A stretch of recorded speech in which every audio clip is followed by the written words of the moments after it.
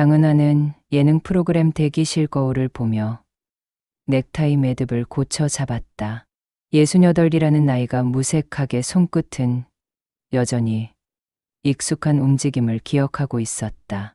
남편과 함께 작은 원두 볶는 기계 하나로 시작했던 로스터리 카페.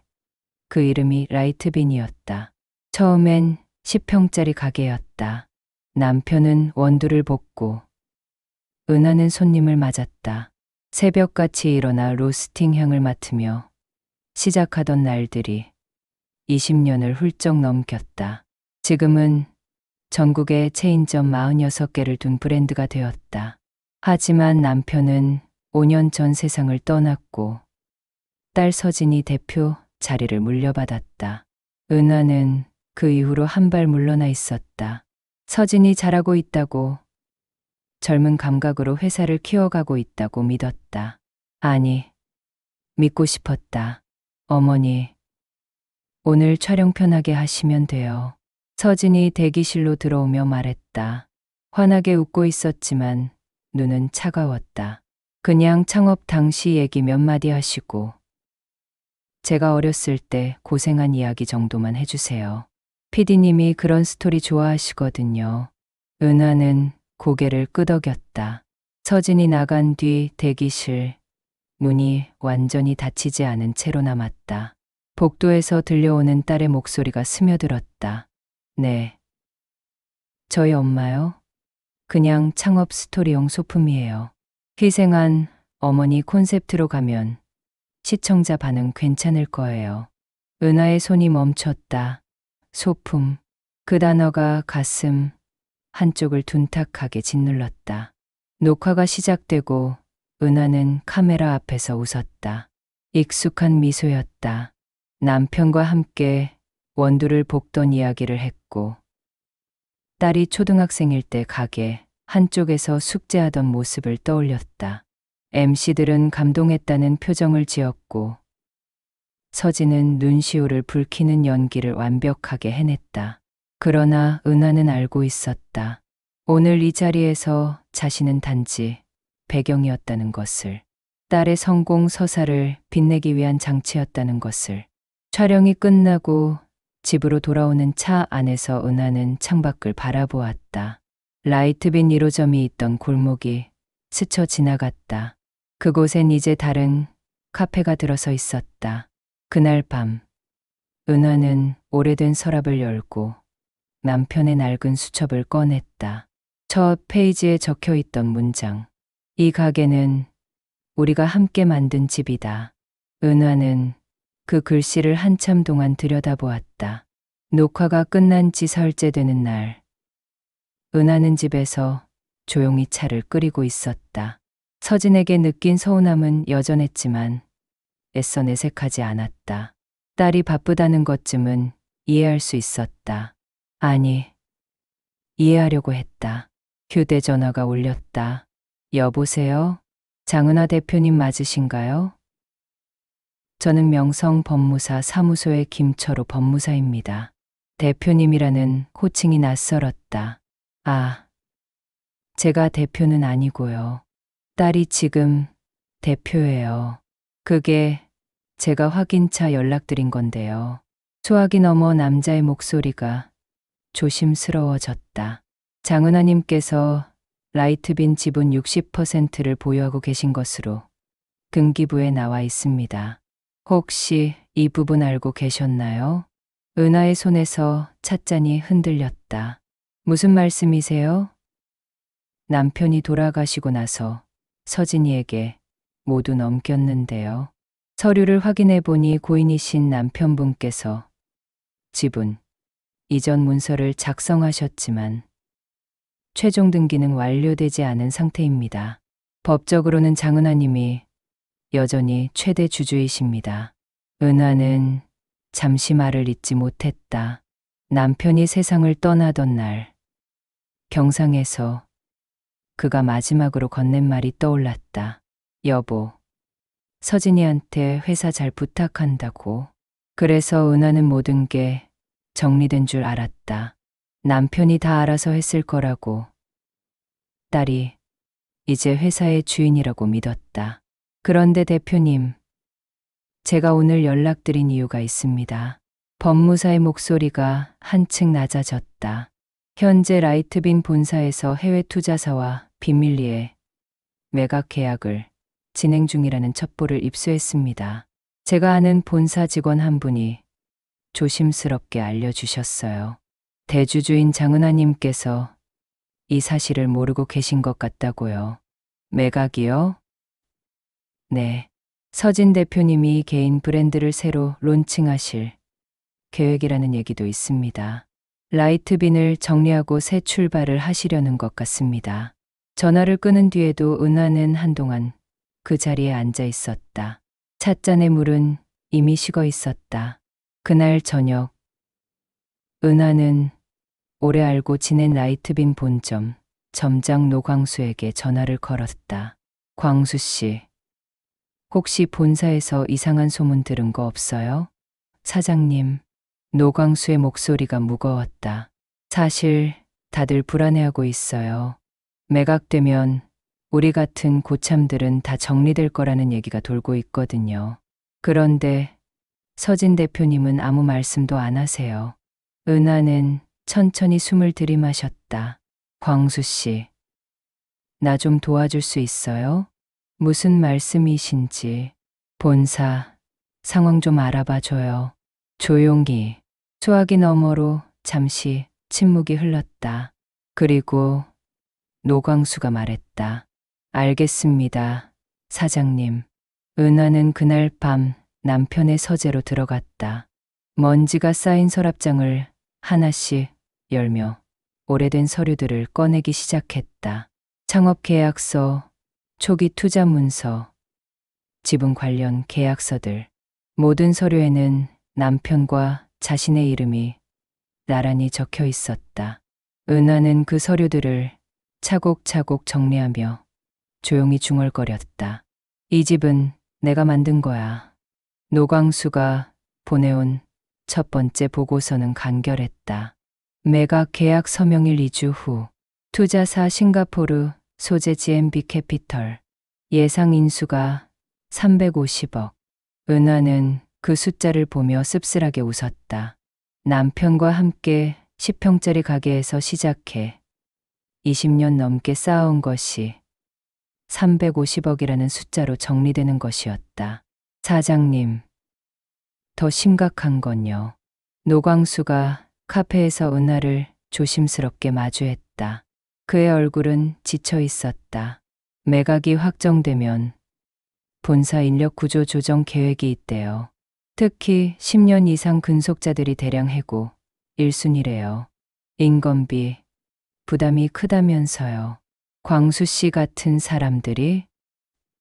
네, 저랑 본점 팀원들, 로스팅 담당하시는 박 과장님, 물류 총괄하시는 이 실장님 다 포함됐어요. 은하는 찻잔을 천천히 내려놓았다. 그들은 라이트빈이 작았을 때부터 함께한 사람들이었다. 새벽같이 원두 배송을 나르고 손님 한 명 한 명의 취향을 외우며 커피를 내리던 사람들. 서진 대표님은 뭐라고 하셨어요? 아무 말씀도 안 하세요. 저희가 물어봐도 걱정하지 말라는 말만 반복하시고요. 은하는 며칠 동안 움직이지 않았다. 대신 서류를 읽고 변호사와 통화하고 등기부등본을 확인했다. 감정은 나중 문제였다. 지금은 정확한 사실관계가 필요했다. 그 사이 서진은 은하를 한 번도 찾지 않았다. 예능 방송이 나간 뒤 한 번 문자를 보냈을 뿐이었다. 엄마, 방송 반응 좋았어요. 다음에 또 부탁드릴게요. 은하는 답장하지 않았다. 매각 계약 서명 전날, 은하는 서진에게 영상통화를 걸었다. 엄마, 지금 회의 중인데요. 서진의 얼굴이 화면에 떴다. 짜증이 섞인 표정이었다. 아, 그냥 내일 큰 계약 있다면서. 축하한다고 전화한 거야. 서진의 표정이 순간 굳었다가 이내 밝게 변했다. 아, 그거요? 엄마한테는 어려운 얘기니까 나중에 설명드릴게요. 회사 키우는 일이에요. 그래. 잘하고 있구나. 아빠가 보면 좋아하셨을 거야. 네. 그럼 엄마 끊을게요. 화면이 꺼졌다. 은하는 휴대전화를 내려놓고 옷장을 열었다. 오래전 남편과 함께 입었던 정장이 걸려 있었다. 먼지를 털어내고 다림질을 했다. 거울 앞에 서서 넥타이를 매는 손길은 자연스러웠다. 노광수에게서 문자가 왔다. 내일 오전 10시. 본사 7층 회의실. 투자사 대표 참석 예정. 은하는 답장을 보냈다. 나도 갈게. 그날 밤 은하는 남편의 사진을 오래 바라보았다. 여보, 내가 지켜야 할 것 같아. 우리가 만든 집. 사진 속 남편은 여전히 환하게 웃고 있었다. 다음 날 아침, 은하는 서류 가방을 챙기고 집을 나섰다.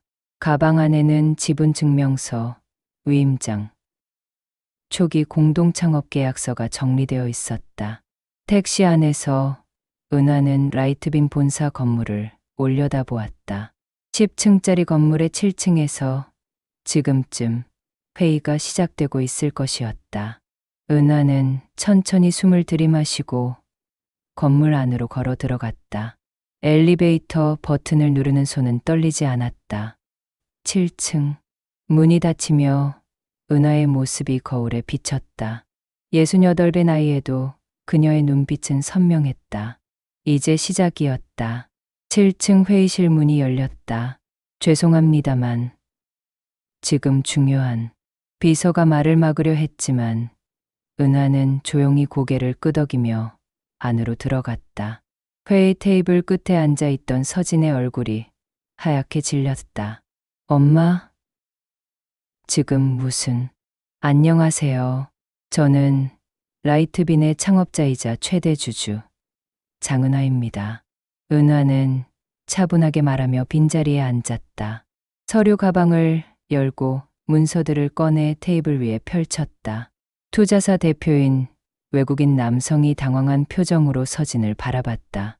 서진 대표, 이분이? 아, 저희 어머니세요. 하지만 경영에는 관여하지 않은 게 아니라 몰랐던 거죠.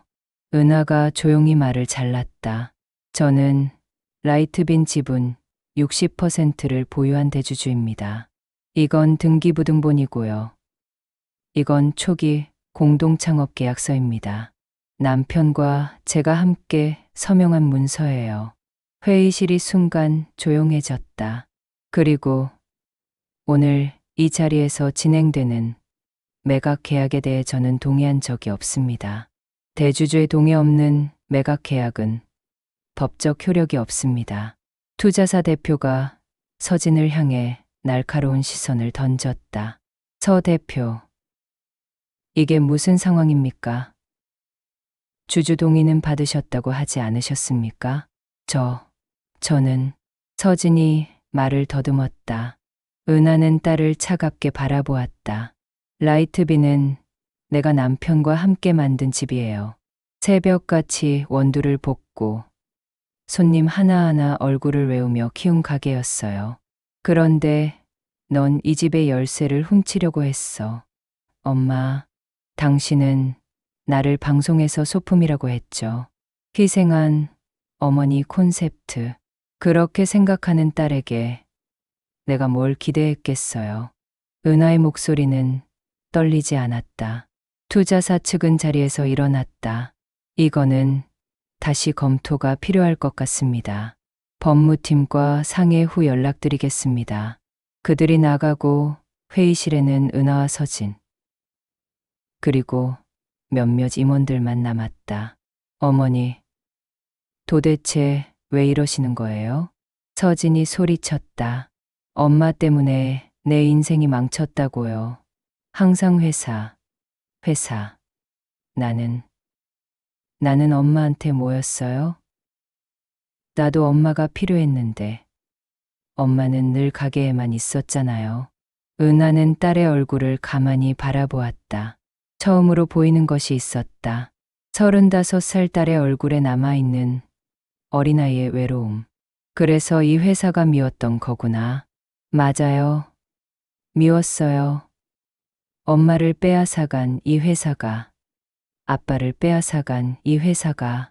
서진이 울먹이며 소리쳤다. 임원들이 조용히 자리를 떴다. 둘만 남은 회의실에서 은하는 천천히 입을 열었다. 서진아, 나도 너를 사랑했어. 지금도 사랑해. 하지만 잘못은 바로잡아야 해. 엄마는 왜 늘 그래요? 늘 옳고 그름부터 따지고. 너를 미워해서가 아니야. 너를 사랑하기 때문이야. 은하는 서류를 가방에 넣으며 말했다. 대표, 자리에서 물러나세요. 그리고 다시 배워요. 회사를 키우는 게 뭔지, 사람을 책임진다는 게 뭔지. 엄마, 이사회에서 정식 결의할 거예요. 준비하세요. 은하는 회의실 문을 열고 나갔다. 복도를 걸으며 그녀는 처음으로 눈물이 핑 도는 것을 느꼈다. 하지만 멈추지 않았다. 엘리베이터 문이 닫히며 은하는 작게 중얼거렸다. 미안해, 서진아. 하지만 이게 맞는 거야. 그녀의 손에 든 서류 가방은 여전히 무거웠다. 그로부터 석 달이 흘렀다. 라이트비는 새로운 대표이사를 선임하고 구조조정을 마쳤다.